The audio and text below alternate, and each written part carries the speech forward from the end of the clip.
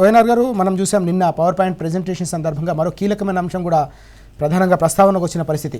BRS హయాంలో వలసలు వాపసు వస్తే కాంగ్రెస్ హయాంలో డిపిఆర్లు వాపసు వస్తున్నాయనే అంశాన్ని కూడా ప్రస్తావించిన సందర్భాన్ని మనం చూసాం.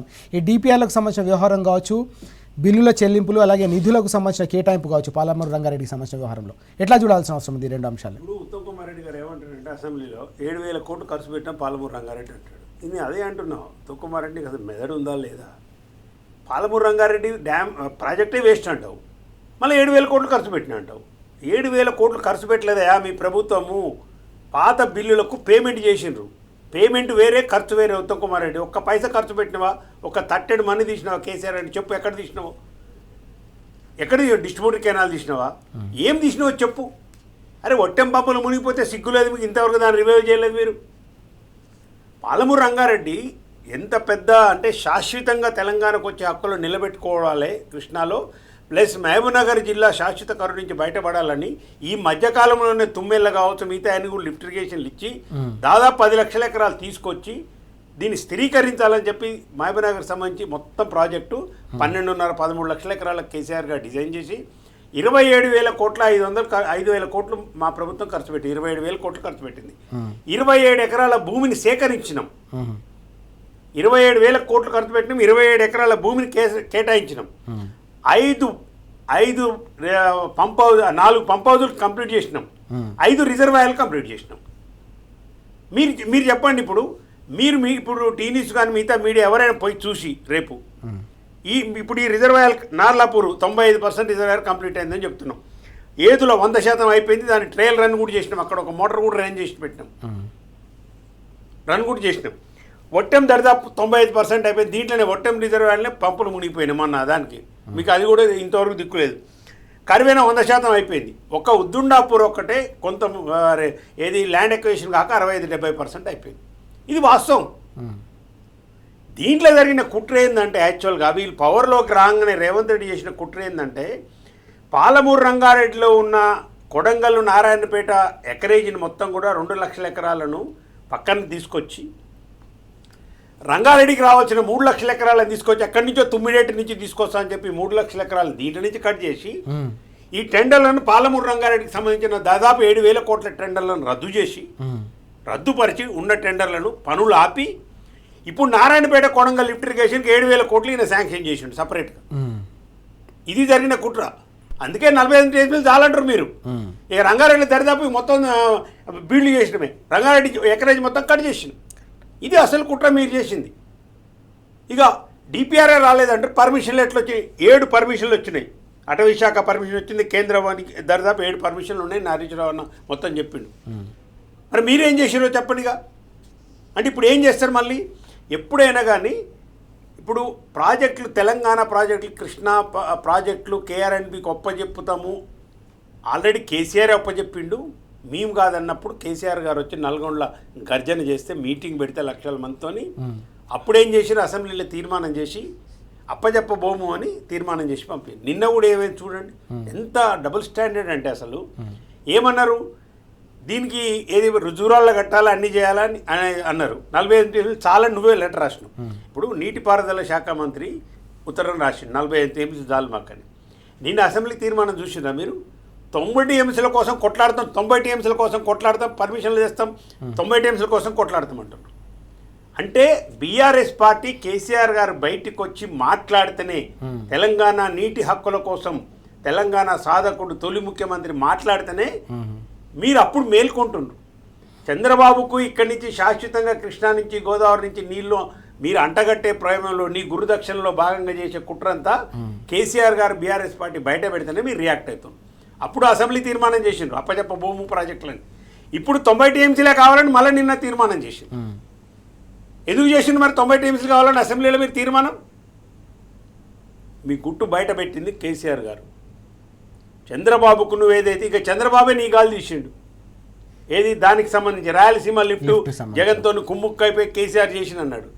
ఇక ఈ పిచ్చి మాటలు పచ్చి అబద్ధాలు అనేవి బంద్ చేసుకోవాలి. ముఖ్యమంత్రి గారైనా ఉత్తమ్ కుమార్ రెడ్డి అయినా బంద్ చేసుకుంటే బెటరు. నిన్న వాడంటేనే ఇక నీ ముఖం మీద కొట్టేసిన మీ గురువు అయితే చెంపదెబ్బ వేసేసిండు కదా. మేము కాదయా బాబు, అది అప్పుడే ఆగిపోయింది, కేసీఆర్ వల్లనే ఆగిపోయింది, ఎన్జిటీలో కేసు వేసిండ్రు, సుప్రీంకోర్టులో కేసు నడిచింది, అది 2021లో ఆగిపోయిందని చెప్పారు. బంద్ అయిన రాయలసీమ లిటిగేషన్లు సంతకాలు పెట్టిండ్రు కేసీఆర్ అని అబద్ధాలు ఆడుతారు. నిజంగా తెలంగాణ ప్రజలు దయచేసి తెలుసుకోవాల్సిన అంశం అంటే పాలమూరు రంగారెడ్డిలో కేసీఆర్ గారు 170 టీఎంసీలకు అది వర్కౌట్ చేసిండు. సెక్షన్ 3 కింద మనకి ఎట్లా కృష్ణాల వాటర్ పెరుగుతుంది కాబట్టి ఇది 90 టీఎంసీ ఆల్రెడీ ఉంది, ఇంకొక 70-80 టీఎంసీలు అక్కడి నుంచి వస్తే దీనికి సంబంధించి చేయాలనేది వారి యొక్క ఉద్దేశం. మీకు తెలంగాణ ప్రజల మీద ప్రేమ లేదు, నీళ్లు పోయినా పర్వాలేదు, ఏది పోయినా పర్వాలేదు, శాశ్వత హక్కులు నీటి కోల్పోట మీరు సిద్ధమైన ప్రభుత్వము ఖచ్చితంగా టీఆర్ఎస్ రణబేరి మోయిస్తుంది. కేసీఆర్ గారు బయటకు వచ్చి అన్ని మీటింగ్లు కూడా పెడుతున్నాడు ఇప్పుడు 3 జిల్లాలలో కూడా. ఓకే, కాబట్టి ఇది నీళ్ళు వదులుకునేది లేదు.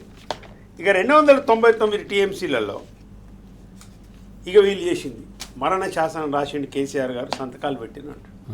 ఇప్పటికి కొన్ని లక్షల సార్లు చెప్పినాం, అయినా పదే ఏదైనా గోబెల్స్ చేసినట్టు ప్రచారము అబద్ధాన్ని నిజం చేయలేవు రేవంత్ రెడ్డి. అసలు ఈ 299 స్టోరీ ఉంది, టైం ఉంది ఇప్పుడు. 299 ఏం జరిగిందంటే అసలు ఎక్కడిది 299 అనేది ప్రాథమిక ప్రశ్న, మేము పెట్టింది కాదు అది. అసలు 299 అనే పదం ఎక్కడి నుంచి వచ్చింది, 512 అనేది ఎక్కడి నుంచి వచ్చింది? ఉమ్మడి రాష్ట్రంలో తెలంగాణ ఏపీ రియార్నేషన్ బిల్లులో ముసాయిదా బిల్లుని ఆంధ్రప్రదేశ్ అసెంబ్లీకి పంపించినప్పుడు ముసాయిదా బిల్లు ఇక్కడ అసెంబ్లీ రిజెక్ట్ చేసింది, అది వేరే అంశం. కిరణ్ కుమార్ రెడ్డి ఉన్నప్పుడు, రోషన్ ఉన్నప్పుడు. ఈ ముసాయిదా బిల్లులో ఉంది ఇది. అంటే మీరేదైతే పునర్విభజన చట్టంలో మీరు చేసిన బిల్లు, ముసాయిదా బిల్లు ఉమ్మడి ఆంధ్రప్రదేశ్ రాష్ట్ర అసెంబ్లీకి వచ్చినప్పుడే దాంట్లో రాసిండు మీరు. నాయన నేను చేసిన పాపం కాదు అది. 100% తెలంగాణకు మరణ శాసనం రాసింది కృష్ణా జిల్లాలలో కాంగ్రెస్ ప్రభుత్వం. ఆ శిక్ష పడాలంటే ఆ ఉరి శిక్షలు ఇప్పటికే కాంగ్రెస్ వాళ్ళని సోనియా గాంధీ దగ్గర నుంచి రేవంత్ రెడ్డి దగ్గర అందరిని ఉరిదీయాలి. మీరెవ్వరు బతికే అర్హత లేదు మీకు యాక్చువల్గా. మీ రాహుల్ గాంధీని, మీ సోనియా గాంధీని, అప్పుడున్న జయరాం రమేష్ని అందరిని ఉరిదీయాలి మరి ఆ నుంచి ఇడిదానిక. ముసాయిదా బిల్లు ఎట్లా పెట్టారు మరి? 299 65% పారివాహిక ప్రాంతం ఉందని మీ వాళ్ళకి తెలియదా? మీరు చెప్పలేదా? 299 అక్కడ వచ్చిన తర్వాత, తెలంగాణ ఏర్పడిన తర్వాత, ముఖ్యమంత్రిగా కేసీఆర్ ప్రమాణం చేసిన తర్వాత వాటర్ అరేంజ్మెంట్ కోసం తాత్కాలిక ఒప్పందం 1 సంవత్సరానికి. ఎందుకు 1 సంవత్సరానికి చేసినట్టు కూడా రీజన్ ఉంది రాజు గారు. అదే బిల్లులో రియార్నేషన్ బిల్లులోనే రాసిండ్రు 1 ఇయర్లో నీటి పంపకాలు కేంద్ర ప్రభుత్వం చేయాలని రాసిండ్రు. ఇక్కడ బీజేపీ దోషి, ఇక్కడ బీజేపీ దోషిగా చూడాలి మనం. పెట్టిందేమో ముసాయిదా బిల్లులో పెట్టిందేమో కాంగ్రెస్ పార్టీ. తెలంగాణకు పార్లమెంట్లో మద్దతు ఇచ్చి బిల్లు పాస్ చేసిన తర్వాత 1 ఇయర్లో వాటర్ అలొకేషన్ చేయాలని బిల్లులో ఉంది. 1 ఇయర్లో వాటర్ అలొకేషన్ చేయాలి కాబట్టి 1 ఇయర్ కోసము ఉన్న దాంట్లో ఎట్లా మరి వాడుకోవాలన్న దాంట్లో 299 512 ఇంత ముందున్నదే అది ప్రాజెక్టుల వైపు ఇచ్చిండు. అప్పుడే ద్రోహం అది. అది కంటిన్యూ చేయడానికని ఒప్పుకున్నారు. పోనీ మరి ఇప్పటిదానికి వాటర్ అలొకేషన్ అయిందా? మరి ఎట్లా అవుతుంది ఇవాళ వాటర్ అలొకేషను? జూన్ 2వ తారీఖు ప్రమాణ స్వీకారం చేసిన తర్వాత కేసీఆర్ గారు జూలై 14 42 రోజులకే కేంద్రం నీటి జనవనరుల శాఖ తలుపు తట్టి ఒక లెటర్ రాసి, మీరు ఇమ్మీడియట్గా చేయకపోతే మాత్రం మిమ్మల్ని సెక్షన్ 3ని పునరుద్ధరించి 3 రాష్ట్రాలకు నీటి పంపిణీ కాదు 4 రాష్ట్రాలకు నీటి పంపిణీ రావాలి, మాకు కొత్త రాష్ట్రం ఏర్పడ్డది, మాకు సపరేట్గా నీటి కేటాయింపులు జరగాలని కొట్లాడి, మీరు చేయకపోతే మీరు సుప్రీంకోర్టుకు పోతామని సెక్షన్ 3ని మళ్ళీ తీసుకొచ్చి సపరేట్ ట్రిబ్యునల్ ఏర్పాటు చేసి మా వాదనలు వినాలే, మాకు నీటి కేటాయింపులు జరగాలి, జల సూత్రాల ప్రకారం మాకు జరగాలని కొట్లాడి ఆ సెక్షన్ 3 ఏర్పాటు చేస్తున్న నాయన రేవంత్ రెడ్డి బుద్ధి తెచ్చుకో, ఉత్తమ్ కుమార్ రెడ్డి కొంచెం చదువుకోర్రా నాయన, అల్ల ఏముందో. ఇవాళ మీరు కొట్లాడి 763 అనేది ఎక్కడి నుంచి వచ్చింది? 563 టీఎంసీలు కావాలని ఎక్కడి నుంచి వచ్చింది? ఇది సెక్షన్ 3 ప్రకారమే ట్రిబ్యునల్ ముందు ఇవ్వాలి. ఈ ప్రభుత్వం వాదనలు వినిపిస్తుంది. ఇవాళ మనం వినిపించినాము. ఇవాళ కేసీఆర్ గారి కృషి వల్లనే సెక్షన్ 3 వచ్చి మన రాష్ట్రానికి సపరేట్గా నీళ్ళ కేటాయింపులు జరగాలన్న వాదనలు ఇవ్వాలి మనం ట్రిబ్యునల్ ముందు వినిపిస్తున్నాం. ఇది జరిగింది 299లో జరిగిన కుట్ర. మీరు చేసింది, మేము చేసింది కాదు. దాన్ని బయటికి తీసుకొచ్చి అంతర్జాతీయ జల సూత్రాల ప్రకారం మాకు రావాల్సిన నీళ్లు రావాలి కృష్ణాలని కొట్లాడింది కేసీఆర్. సెక్షన్ 3 తీసుకొచ్చింది కేసీఆర్. మాకు రావాలని చెప్పి మేము ప్రాజెక్టులు కట్టుకుంటున్నామని చెప్పి ఉన్న దాంట్లో ప్రాజెక్టులు మీరు చేసినాయేమో ప్రాజెక్టుల వైపు చేసింది. అందుకే పాలమూరు రంగారెడ్డి 170 టీఎంసీలు కావాలన్నాడు. అందుకే నెట్టెంపాడు 40 టీఎంసీలు కావాలని అడిగినాం. ఇవి కేసీఆర్ గారి డిమాండ్లు. 600 టీఎంసీకి కృష్ణాలో మాకు రావాలని 600 టీఎంసీ ప్రాజెక్టుల డిజైన్ ఉంది కేసీఆర్ గారి దగ్గర. చంద్రబాబు నాయుడు నువ్వు గురు శిష్యులైతే మీ ఇంటికి ఆయన రావచ్చు, ఆయన ఇంటికి నువ్వు పోవచ్చు, ఏమైనా చేసుకోవచ్చు. కానీ తెలంగాణకు సంబంధించి ఏ అన్యాయం జరిగినా కేసీఆర్ గారు నిద్రపోరు. నువ్వు కాదు, నీ బాబులతోనే కొట్లాడొచ్చిండు కేసీఆర్. నువ్వెంత, నీ బిషాది ఎంత? ఆఫ్టర్ ఆల్ చంద్రబాబు ఏం బీకలేకపోయాడు, రాజశేఖర రెడ్డి ఏం బీకలేకపోయాడు. ఇంతమంది ఉండోన్నా తెలంగాణ సాధించిండు ఒక్కడు. కాబట్టి నువ్వేదో ఈ హుంకరింపులు నేను చెప్తూ కదా. ఇప్పుడు ఈయనది ఏంటంటే అసెంబ్లీలో రేవంత్ రెడ్డి ఒక నిజస్వరూపం ఎట్లుంటుందంటే, నేను నిన్న నైట్ ఒక డాక్టర్తో మాట్లాడినా, మానసిక డాక్టర్, సైకాలజిస్టులు ఉంటారు కదా. అసలు ఏంటండి ఎట్లా నిర్వచించాలి రేవంత్ రెడ్డి మనస్తత్వం అని అంటే ఆయన కరెక్ట్ చెప్పిండు.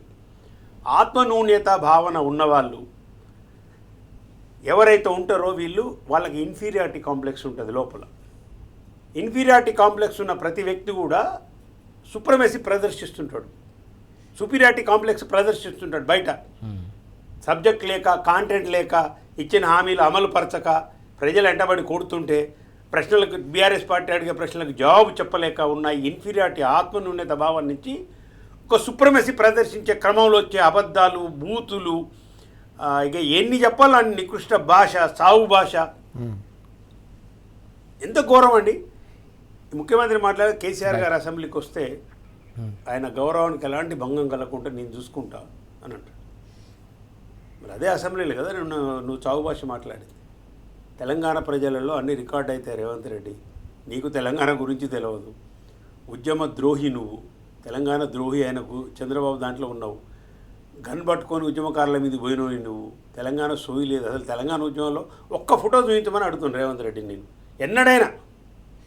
ఎన్నడైనా కానీ నువ్వు తెలంగాణ ఉద్యమంలో తెలంగాణ కావాలా మాకు అని ఉన్న దాంట్లో నువ్వు ఒక్క ఫోటో చూపించి ఎక్కడన్నా.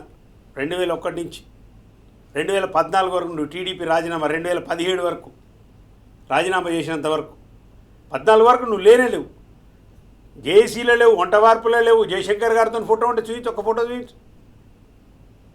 ఏ ఉద్యమంలో పాల్గొన్నావు? నీకు ఏం చరిత్ర ఉంది? చరిత్రహీనుడి నువ్వు తెలంగాణలో. నీకు చరిత్ర అనేదే లేదు. ఉన్న చరిత్ర ఒకటే, దొంగ చరిత్ర ఉంది. రేవంత్ రెడ్డి జవాబు చెప్పవలసిన అవసరం లేదు. నువ్వు ఎందుకు జైలుకి పోయినావో చెప్పు, స్పష్టంగా చెప్పు. ఎందుకు జైలుకి పోయినావో చెప్పు. నువ్వు ఫాల్స్ కేసు అంటున్నావు, ఫాల్స్ కేసు తర్వాత సంగతి. నిన్ను అసలు ఎందుకు అరెస్ట్ చేసిండు పోలీసు వాళ్ళు? తెలంగాణ సమాజం మర్చిపోలే రేవంత్ రెడ్డి. నువ్వు ముఖ్యమంత్రి అయినా నీ ఉద్యమ ద్రోహి తెలంగాణ ద్రోహ చరిత్ర ప్లస్ నువ్వు 50 లక్షలు సూట్ కేసు పట్టుకొని ప్రజాస్వామికంగా ఎన్నుకోబడ్డ కేసీఆర్ గారి ప్రభుత్వాన్ని కూల్చడానికి నువ్వు నీ గురువు కలిసి చేసిన కుట్ర, ఓటుకు నోటు కేసు అనేది ఇప్పుడు నడుస్తుంది. ఇంకా నీ చిల్లర వేషాలు, మీ గురువు గారు చెప్తే 50 లక్షలు పట్టుకొని ఒక ఎమ్మెల్యేని కొనడానికి ఎమ్మెల్సీ ఎన్నికల కోసం నువ్వు పోయింది చరిత్ర. అది ఈ చరిత్ర ఉంది, నీకు ఈ చరిత్ర ఉంది. అంటే తెలంగాణ ఏర్పడకముందు తెలంగాణ ద్రోహ చరిత్ర ఉంది. టీడీపీ పార్టీ నుంచి గన్లు పట్టుకొని పోయి తెలంగాణ ఏర్పడిన తర్వాత నీ చరిత్ర ఏంది? 14 తర్వాత అంటే ఏర్పడ్డ ప్రభుత్వాన్ని, ప్రజాస్వామికంగా ఏర్పడ్డ ప్రభుత్వాన్ని కూల్చడానికి చేసిన కుట్ర ఉంది. ఇది నీ చరిత్ర. ఉన్న పదవులు వదిలిపెట్టి త్యాగం చేసి ఒకే ఒక్కడిగా నిలబడి మళ్ళీ చంద్రబాబు నాయుడిని వ్యతిరేకించి పార్టీ పెట్టి కేంద్రంతో అన్ని చేసి కొట్లాడి 14 సంవత్సరాలు ఉద్యమం చేసి తెలంగాణ సాధించిన చరిత్ర కేసీఆర్ది. నీది విద్రోహ చరిత్ర, తెలంగాణ ద్రోహ చరిత్ర, ప్రభుత్వాన్ని కూల్చే చరిత్ర, బ్యాగులు మోసిన చరిత్ర నీది. నువ్వు అన్నటువంటి ఇవ్వాలేదో మోసం చేసి ప్రజలు ఏదో అప్రమత్తంగా ఉండి కొంచెం జాగ్రత్తగా లేక చేసిన దాంట్లో గెలిచి నువ్వు మొత్తం నాదే, ఇక నేనే వీరుణ్ణి శూరుని అంటే సిపాయిని అంటే ఎవరు ఒప్పుకోరు. ఆల్రెడీ అన్ని రికార్డ్ అవుతున్నాయి. దయచేసి సాగు భాష మాటలు బంద్ చేసేయి. నువ్వు ఆత్మన్యూన్యత భావం నుంచి బయటికి రావాలంటే ప్రజలకు ఇచ్చిన హామీలు మీరు నెరవేర్చాలి. ఈ డైవర్షన్ పాలిటిక్స్ బంద్ చేయాలి. ఇక అసెంబ్లీలో ఏం చర్చ జరగాలండి? యాక్చువల్గా స్పీకర్ గారు కూడా నా విజ్ఞప్తి, ఏం చర్చ జరగాలి? స్పీకర్ గారు యూరియా గురించి మాట్లాడొద్దంటారా బీఆర్ఎస్ ఎమ్మెల్యేలను? తుమ్మల నాగేశ్వరరావు యూరియా కొరత లేదంటాడు. అరే ఫోటోలు అన్ని పేపర్లు, నీకు డబ్బా కొట్టే పత్రికలు కూడా వస్తున్నాయి కదా, నీకు డబ్బా కొట్టే పత్రికల్లో కూడా వస్తున్నాయి కదా, నీ డబ్బా కొట్టే టీవీలలో కూడా వస్తుంది కదా. చూపించొద్దు అనుకున్నా కానీ చూపించవలసిన పరిస్థితికి వాళ్ళు కూడా నెట్టివేయబడ్డారు కదా. చలిలో రైతులు, మహిళా రైతులు, పిల్లలు క్యూలో నిలబడుతుంటే కాబట్టి ఇది నువ్వు తెలుసుకోవాల్సింది ఏంటంటే ఫస్ట్ ఇచ్చిన హామీలు నెరవేర్చండి. కేసీఆర్ని తిట్టి ఇంకోళ్ళని తిట్టి ఈ చావు భాష మాట్లాడితే ప్రజలు ఏమి నీవు ఇచ్చిన హామీలు నెరవేర్చవలసిందే. ఇంకోటి మీరు ఎంత తిట్టినా మేము ఆ స్థాయికి దిగదారం. రైట్. కేసీఆర్ గారు మాకు నేర్పిన సంస్కారం, కేటీఆర్ గారు నిన్న చెప్పినట్టు నువ్వు ఎంత మాట్లాడినా నీ వెంట పడుతూనే ఉంటాము, నీ గల్ల పట్టేదే 6 హామీలు అమలు చేయవలసిందే, లేకుంటే ప్రజలకు మీరు క్షమాపణ చెప్పవలసిందే, మీరు పదవులు వదిలిపెట్టి దిగిపోవాల్సిందే, దగ్గరికి వచ్చింది అనేది గుర్తుపెట్టుకోవాలి.